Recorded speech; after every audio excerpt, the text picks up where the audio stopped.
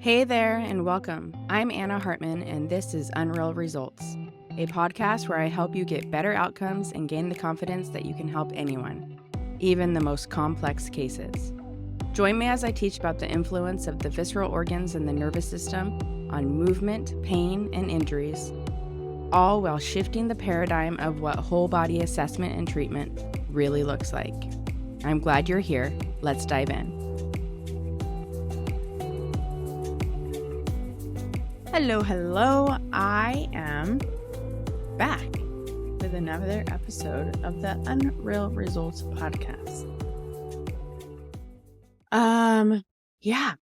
So this week, I teased it out a little bit already on Instagram, but this week I'm going to talk about hamstring strain. So I'm going to share the top 3 things that you're probably missing when you're doing someone's hamstring rehab or taking care of someone with a hamstring strain. Tell you a story, talk a little bit about hamstring strains in general, and then kind of go over some common mistakes too, which, I'll try to keep it organized, but that's just not how my brain works. So how to start it out? So I think we've all probably encountered athlete or patient that comes to us and is like, I've had a hamstring strain for months. And I'm like, multiple months, and it was like, maybe it started as like a low level grade 1 strain, or like maybe they didn't even get an MRI.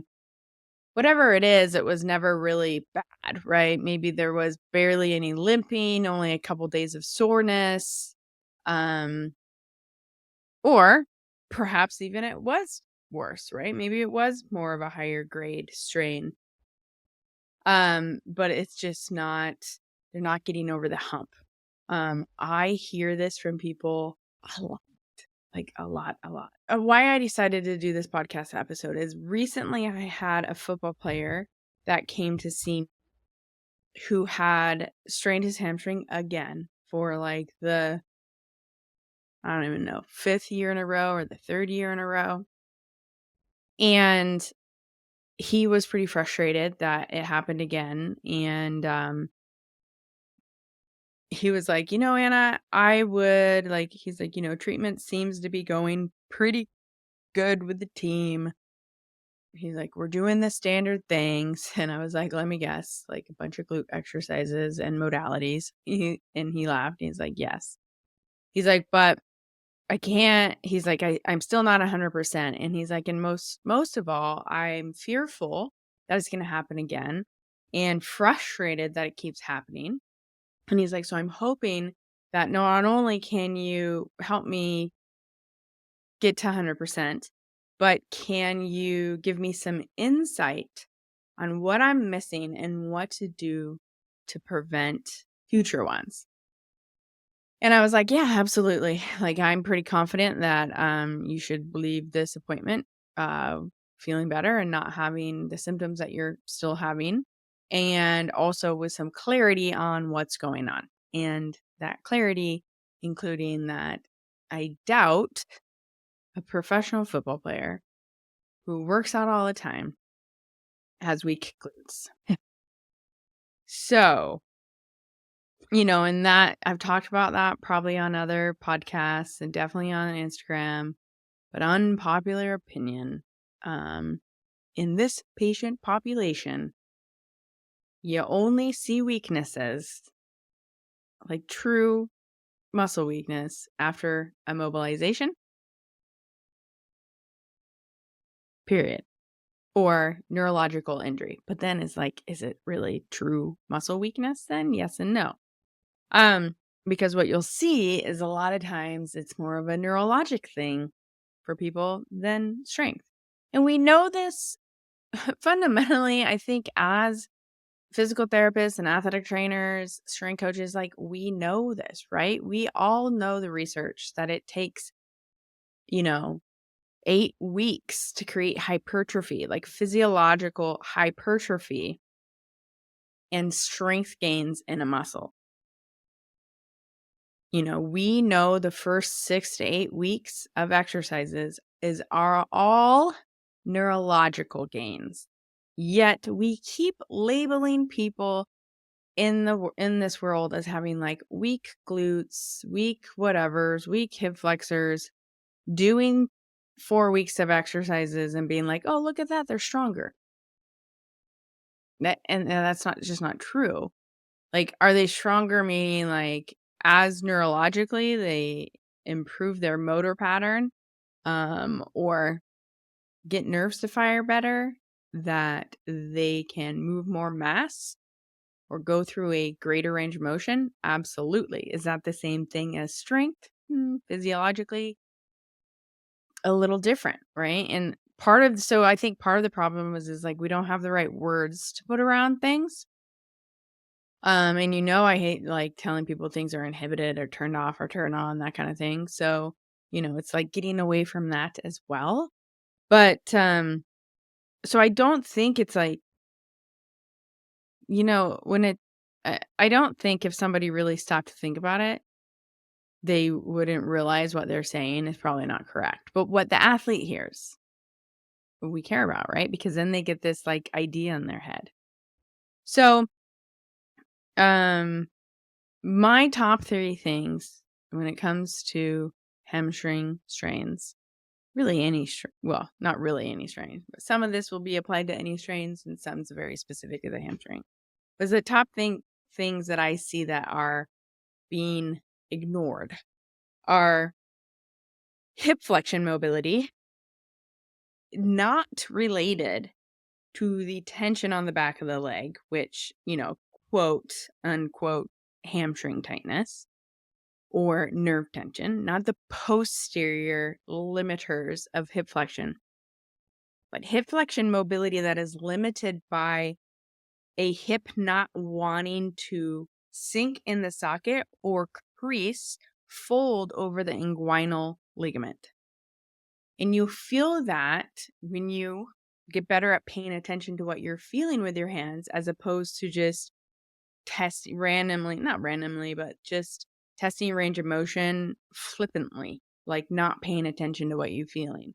And what I mean by that is when you're testing, let's say supine passive hip flexion, when I do it, I have one hand monitoring the ASIS, so I'm monitoring the pelvis, and the other hand is on the femur, and I'm passively moving it relatively neutral into hip flexion, and I want to notice, is the femur moving independently, right? Dissociated movement, femur on pelvis. Where does the pelvis start to move? And then also, what is the quality of movement? Does it feel like the femur wants to go into hip flexion, or does it feel like it's avoiding a certain direction? And when athletes are limited in hip flexion from an anterior problem, what you'll see is it'll just stop and the pelvis will go. Or you'll feel like this tendency towards wanting to avoid a certain area of the front of the hip. So you might even feel like the femur wants to track laterally to avoid, or maybe even it starts to externally rotate or internally rotate, right? So you're monitoring the femur and you're going slow enough and you're paying attention to these little subtleties of like, does the femur want to fold at that hip joint? And then from a resistance or lag feeling, it doesn't feel like it's lagging from behind, right? We're not feeling this posterior tension. We're feeling this avoidance of the hip flexion on the front.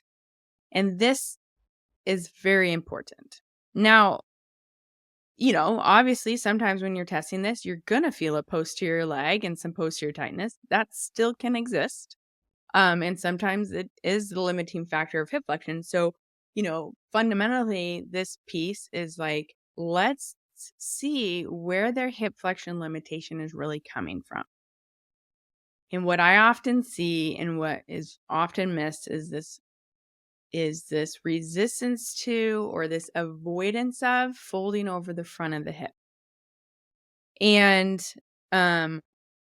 we'll talk about 2 things. 1, why does it matter? And then 2, what could it be coming from? So why does it matter? Like, why is hip flexion important? Obviously, a lot of the times the hamstrings are getting strained in a mechanism of eccentric loading, and so that would be hip flexion and knee extension to be exact, right? So restoring hip flexion is an important part of it, like a hip hinge, right? Um this also gives you some insight into if you're looking at their hip hinge quality and pattern, like why they might not be hip hinging very well. It would make sense that the hip hinge doesn't look like good quality if they're avoiding the front of their hip. And the other thing is when we look at like the other mechanism that hamstring strains come with a lot, especially in running sports, is that they tend to happen when the athlete gets into a running mechanic of what's called casting. And it's basically when their knee the knee flexion angle starts to increase, right? Get more towards extension. And the person is running by their foot being too far out in front of them. And it's like they're pulling their body forward with their hamstring instead of striking the ground underneath them and pushing it away, right? So this is commonly called casting in the world of um, running mechanics. And so how you fix it besides cleaning up running drills is sometimes as simple as identifying that when the hip has a hard time moving into hip flexion, the psoas can't do its job as the primary hip flexor and move the thigh into hip flexion. And so the synergistic muscles, the other hip flexor muscles, right? The other hip flexor muscles are also knee extenders. And so in effort to get good hip separation in a running mechanic, the athlete tries harder to bring their leg up into hip flexion, and it does that at the expense of knee flexion, right? Because it's they're trying to utilize all of their hip flexors, and some of those hip flexors are knee extenders. And so every time they go into hip flexion, they also go into a little bit more knee extension. That sets them up for that casting pattern. And you can do all the running drills in the world. And as soon as you have that athlete open up and they try to maximize that hip separation, same scenario happens. So part of this is cleaning up this hip flexion. And it can't just be beating them over the head, telling them to activate their psoas and keep their knee bent. Sometimes you have to go a layer deeper and realize like why they're not moving in the hip joint. And so many times this avoidance pattern that I see with the supine passive hip flexion test is in avoiding the neurovascular structures on the front of the leg, avoiding over compressing them. And we see that when they're already under quite a bit of compression given a position of the pelvis, right? If the position of the pelvis has a relative out flare to it, perhaps because someone has a tight ass, right? A posterior pelvic tilt, it puts tension across the inguinal ligament, which puts compression on the neurovascular structures under the inguinal ligament. So when you go to passively flex the femur, it doesn't want to add to that compression because remember, neurovascular structures hate overstretching and they hate compression. Also, one of the things that can happen is underneath the inguinal ligament, you have another structure of fascia that sort of maintains the space under the inguinal ligament called the iliopectineal ligament. And sometimes that iliopectineal ligament can be, what's the right word for it? Maybe like the tissue can just be a little bit dehydrated. And when fascia is dehydrated, it's just not as good as maintaining its its micro vacuum like space. So doing treatment sometimes on this iliopectineal ligament can be very good to restore the space underneath the inguinal ligament and free up the hip joint and allow it to move into hip flexion without avoiding that. Another component of this is actually from the posterior, and that is that part of this posterior pelvic tilt tendency in this protection pattern is perhaps a femur that doesn't sink very well in the hip socket. I see that quite a bit too. And that strategy to fix that is a little bit different. But again, it all fundamentally comes down to noticing when you're doing a passive hip flexion assessment, when the range of motion really runs out in the true hip joint versus in the just general hip motion. So often athletes will come to me and somebody will have evaluated them first and be like, yeah, their hip flexion's within normal limits. And I look at it and I'm like, oh my gosh, it's barely like 80 degrees before the pelvis starts moving. In a perfect scenario, I would love for an athlete to get 100 to 120 degrees of hip flexion before the pelvis moves. I am not too concerned if they can at least get to 90. So, and I've seen athletes come in anywhere between 55 degrees of hip flexion before the pelvis starts moving and 120 degrees. And so, paying attention to that is key to catch a lot of things. So, another important spot to consider is neural tension. And the neural tension component of it, this is often the case. And actually, too, like, let's even take a few steps back. And before I even like continue more on this, like top 3 things you're missing, let's talk about this concept of like when we're living in this lens of view that the viscera is the most important thing to the body. We have to look at soft tissue injuries in the limbs as something like, why was the musculoskeletal system protecting it? Because the body would rather tear a muscle, or fascia even for that matter, before it tears a nerve or vascular structure, right? Muscles regenerate, fascia regenerates very quickly, muscles especially. And so going back to that casting type of mechanic, right? If someone is running with that pattern because they're avoiding the hip flexion and they're casting out. Now, what that casting does too, as the knee starts to open up into more extension, it starts to add on the elongation or the stretch or glide needed in the tibial nerve and the posterior branch of the obturator nerve and the common perineal nerve, right? All of those nerves on the posterior leg start to elongate. And if there is some sort of neural tension or compression happening within the nervous system, anywhere from central nervous system to peripheral nervous system, and we don't have the ability for that peripheral nerve to lengthen in the tissue, what does the body do? It's like, oh my gosh, the nerve is in a position, or the neurovascular structures are in a position where they might tear. So immediately send a message to the hamstring to check that range of motion.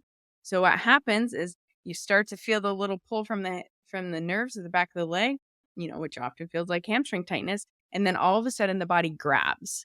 And often that grab is that message from the body of like, oh shit, contract the muscles as much as we can to reflex the knee to protect tearing the nerves, right? So this is also why hamstring tears, hamstring strains tend to be in very similar specific spots. And it's often right where a peripheral nerve is like supposed to be like gliding easily through the fascia.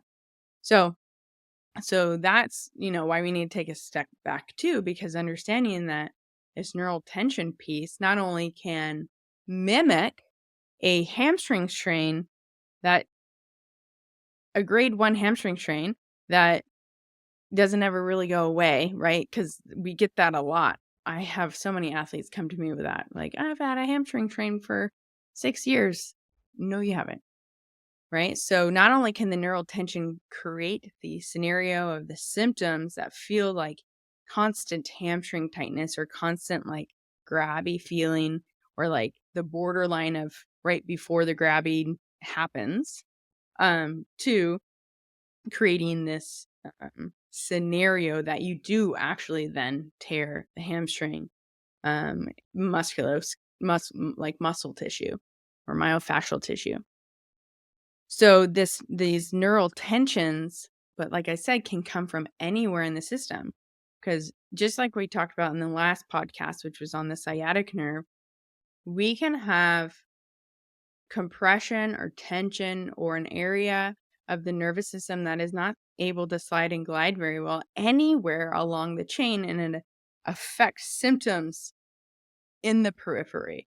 So we can have central nervous system components up in the cranium itself around the tentorium, which I talked about a lot last week, in the areas of the spinal dura in the spinal column, where the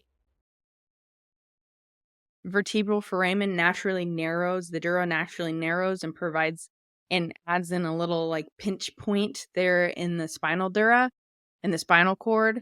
We can have entrapment or compression of the nerve roots as they exit at the disc level, from the disc pressing on them, like very central, or we can have it a little bit more periphery at the nerve root where it exits the neural foramen on the lateral side of the spine. So those are all like central nervous system things that could cause entrapments, and cause this neural tension, right? And going back to this casting scenario, right? That can a tension in the tentorium can cause a scenario that when you go into hip flexion and knee extension, that you have a limit of how well that nerve can get down there because it's not getting pulled down in the spinal canal, right? So that cranial piece can actually create a scenario where the person does pull their hamstring, right?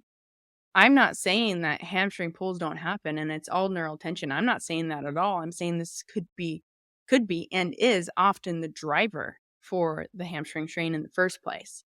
And you can do all the healing modalities and strengthening of the glutes you want. And if you never treat that initial cranial piece or central nervous system piece in the spine, it, and you could even do all the peripheral nerve tension glides you want, it sometimes doesn't do anything, right? You stay in the scenario of the hamstring feeling like it has to stay in protective mode.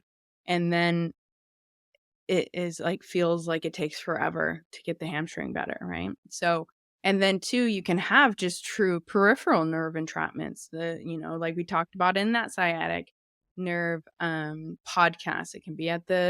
Um it can be at the in the pelvic bowl from a visceral component, which, spoiler alert, is the third thing you're missing. It can be at the piriformis and posterior hip. It can be a little bit lower there in the thigh as the sciatic nerve goes down through its like little groove. It can be in the area where the hamstring splits. It can at the top of the popliteal fossa. It can be in the popliteal fossa itself. It can be within the compartments of the lower leg. There's multiple areas there, or it could be from the other side, right? We talked about with the sciatic nerve last week, this concept of the steering wheel, how one side has to glide up where the other one glides down. So oftentimes the hamstring that got strained, it's actually a compression or an entrapment problem on the other side, right? So we have to consider all of those nerve entrapment pieces that we considered last week in the sciatic nerve podcast, which of course I'll link in the show notes for you too. So then the third thing that you might be missing, and it still kind of relates to the nerves, like I said, is this visceral connection, right? There is a very strong visceral connection between the liver, the colon, sigmoid colon,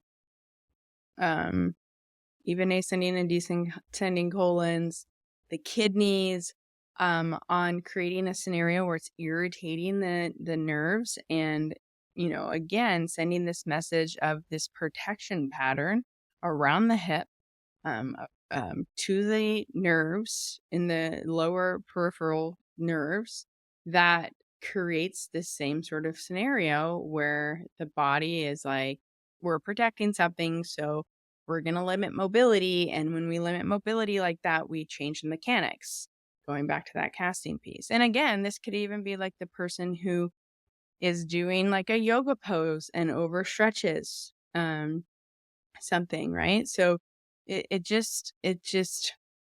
can be any scenario, but understanding, right? We're always taking this lens of view of the organs are the most important part of the body. The organs are the most important thing to the whole organism. And remembering that the legs of two of the most important organs, the brain and the heart, live in our limbs. So when we get hamstring pulls or calf pulls or quad pulls, like we have to take a step back and consider the general role of the musculoskeletal system plays as a protector of the viscera. Okay. So the cool thing is when you start to consider all these things, right? Because even the hip flexion piece, we talked about how that could be a neurovascular problem, a neurovascular entrapment. So when we're approaching things in this way, what you'll see is then it becomes really clear the common mistakes we make in traditional sports medicine of how we treat hamstrings as a movement impairment syndrome type of scenario. And what I mean by that is, sure, you might test somebody on the table and look at their hip abduction and sideline, and you might be like, look at that, they're weak. You can even see it standing sometimes in their dynamic alignment when they go from two leg support to one leg support and they totally lose control on that leg. Okay. I don't disagree that you're seeing some of these, things that could look like weaknesses.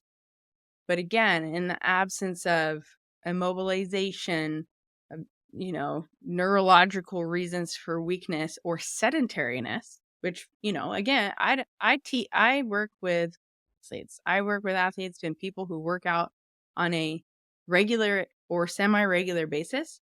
And so maybe you do work with a population that does nothing and needs some strength. But I got to tell you, if someone can stand upright, if they can stand and walk, which is a lot of the people who come into your physical therapy or athletic training studio or wherever, or studio, athletic training room.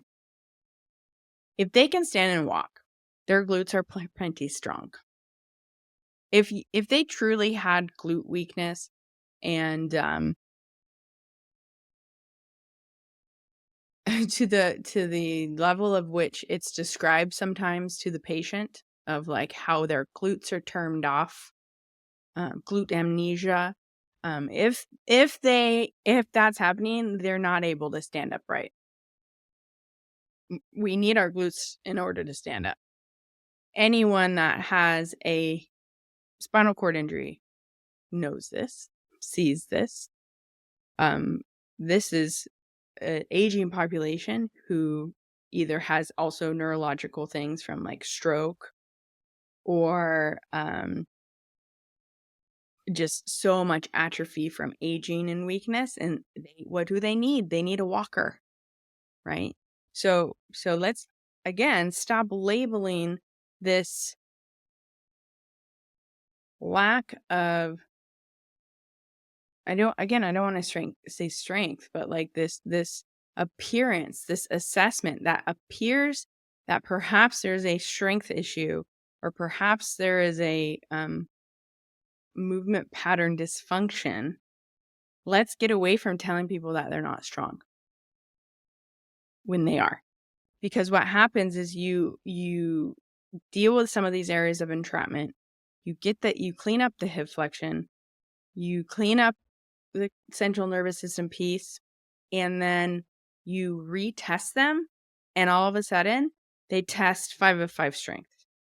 Their dynamic alignment looks good from 2 legs to 1 leg. So it's like in that 20 minutes of you touching their body, Did they get stronger? Physiologically, did the muscle get stronger? No fucking way.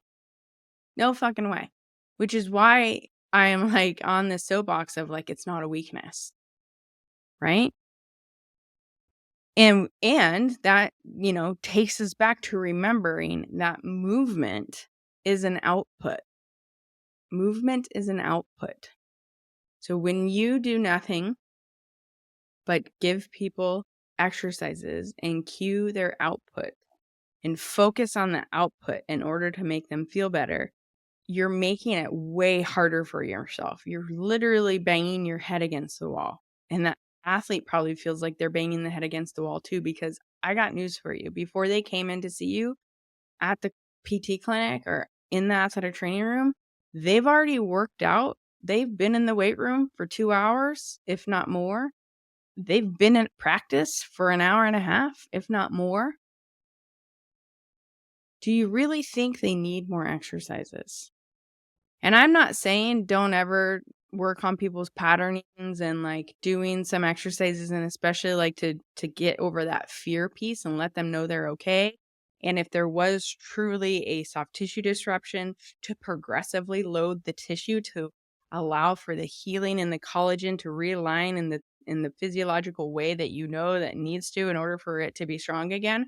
I'm not saying don't do that. I'm just saying that you need to consider some other things. And you gotta stop labeling things as weak when they're not. Um, so another common mistake I see is stretching and stretching when they're still in a protective pattern.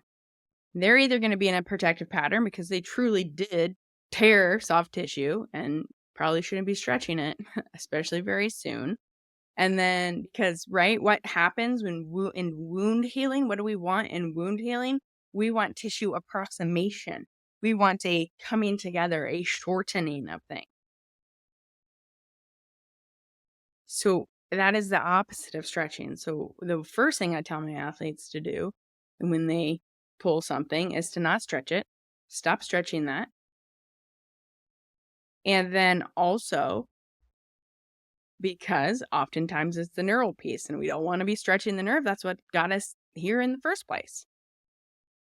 And then too, like some people, and this is like my yogis that come in with hamstring strains, often their strain, and you could argue maybe a little weakness, is because they're constantly putting the muscle on stretch. And when a muscle is constantly on a stretch, it adds muscle cells in series, which then tends to weaken it. So, but again, if they're standing and upright, they're not that weak. So then this other concept of when is it okay to stretch the hamstring? You can, once you get over the first like 12 to 14 days of healing, I'd say it's fine to start stretching the hamstrings because then we're going into that progressive loading scenario, right? Because that is part of it, that eccentric lengthening. But understanding that the hamstring attaches to the pelvis and to the tibia, right? And so we need to get clear at keeping one of those joints steady as the other one moves and stretches it. So my favorite way to actually stretch the hamstrings is a seated long sit because it's taking the pelvis and moving the pelvis away from the other end of the attachment of the hamstring, or a bent over hamstring stretch and like a forward fold, keeping the knees bent and staying in the same position so that you can, one, keep your weight forward on your feet, and then two, focus on lifting the pelvis up and forward instead of what is the normal cue for people, sending the knees back. Sending the knees back is the quickest way to tuck your butt under, which is not lengthening the hamstrings, it's shortening the hamstrings. But what is it doing to the nerves? Lengthening the nerves. So the quickest way to feel a nerve stretch in a forward fold is to bend over and slam your knees back. And so it's understanding what it actually feels like to feel a stretch sensation in the hamstrings, which is actually at the muscle belly. And the only way you really feel that is if you can get your pelvis free to move on top of the femur heads, right? So that's what those two stretches do. And I'll link videos of those in the show notes, as well as understanding that sometimes your pelvis is bound down, binded, and not allowed to move for two reasons. One is that protective pattern. Normal protective, like reflex, is to tuck your tail and stick your head out, just like a dog or an animal when it's scared, tucks its tail. We do the same thing. When we are stressed out, when we are in a protective state, we tuck our tail under, and it's really hard to untuck it until you're out of the threat, right? So again, this comes back to like why I'm such a stickler on like doing something like the LTAP, the locator test assessment protocol, to figure out where to start treatment. So we can figure out where the body's protecting, treat there, and get the person out of that sympathetic nervous system into a more parasympathetic nervous system. Because not only is that nervous system state going to help us out in the healing, but it's going to allow us to untuck the butt. And we need that if we're ever going to allow the hamstrings to move in and out of its normal length tension relationship, right? Because in order to do that hamstring stretch in the forward fold where the knees stay still and the pelvis lifts up and over the femur heads, I need to let go of the butt tuck because I need my sits bones to open up. I need my tailbone to lift up, right? I need the sacrum to nutate or counter nutate, right? Anterior tilt. I need that widening of the pelvic floor. Widening of the pelvic floor is key in order to free the pelvis to allow it to move on top of the femur heads and get this pelvis on femur motion. So,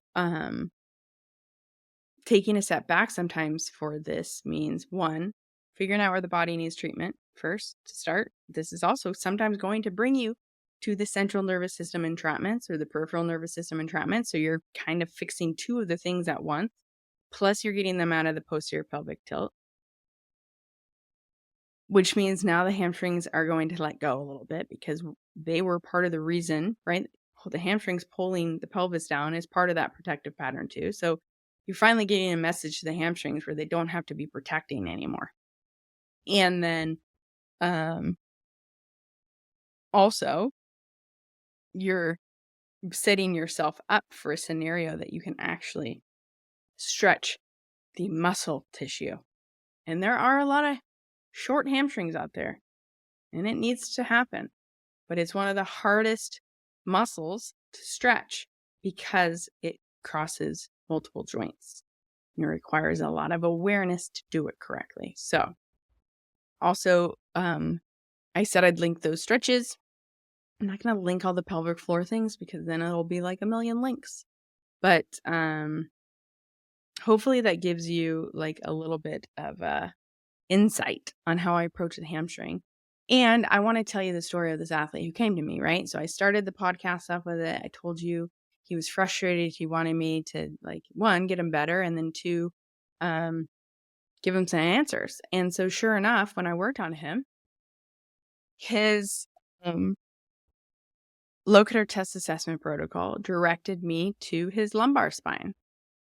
And sure enough, his lumbar spine was really stiff, very stiff.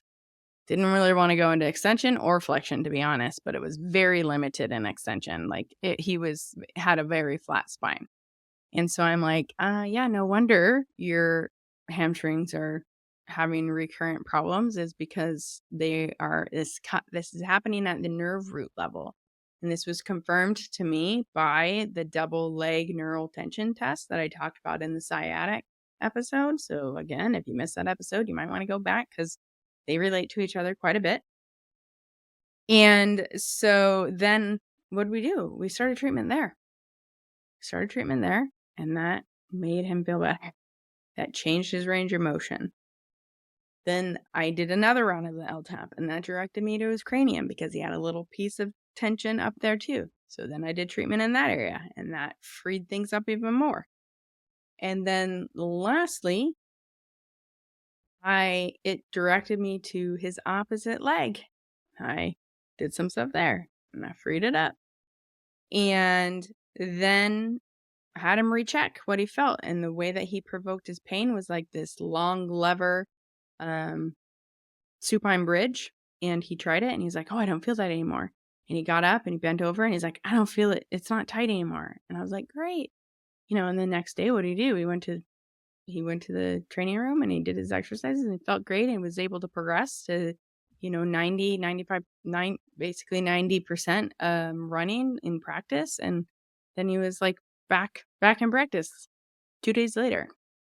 And the most important thing is I was like, I bet you've never considered that it might be coming from your spine. And he's like, never. I was like, right. So, do or don't do all the glute exercises they're already doing. Like, it's not going to hurt you. Unless it's posteriorly tilting you, and then that's another story. But for the most part, like, do whatever exercise is not going to hurt you. But let's add in some things to address some of this central nervous system tension that is creating problems. And so I gave him ragdoll exercises and like a thoracolumbar sort of massage that facilitated lumbar extension, and then segmental cat-cow. And that was it. And he's been doing them. And as far as I know, he's feeling good. Well, fingers crossed that it ends up being the missing piece. But the important thing is it gave him some hope. And he came to me with pain and he left without. And I always love that. So one treatment and he was good to go. And I'll keep you posted if that changes, but I really do feel like that led us to the problem. And it makes sense when you look at hamstring strains from this point of view. So hopefully that gives you some insight on how I treat, on hamstring strains, on common mistakes, things we're missing, and also like a little bit on the movement mechanics. Because again, remember, this is all about restoring people's movement, but in a way that makes sense. Restoring people's movement and understanding that movement is an output. I still care about their movement patterns. I still care about his running mechanics, but I want to set him up so that when he goes and does whatever he needs to from a drill standpoint to improve his movement mechanics, that he's not fighting upstream, that it's easy for him, that he can be in a positive movement experience and get the most out of it. That's when he'll have success in retraining patterns, right? And if you haven't joined yet, this is the last week. This podcast will come out on September 20th. So you have 1, 2, 3 more days to sign up for the free results sheet code. And then that starts on the 24th. So I hope you'll join me and start to see things in a new perspective, new lens of view, and be able to apply some things practically to help your athletes and clients. That's it. Have a great day, and I'll see you next week.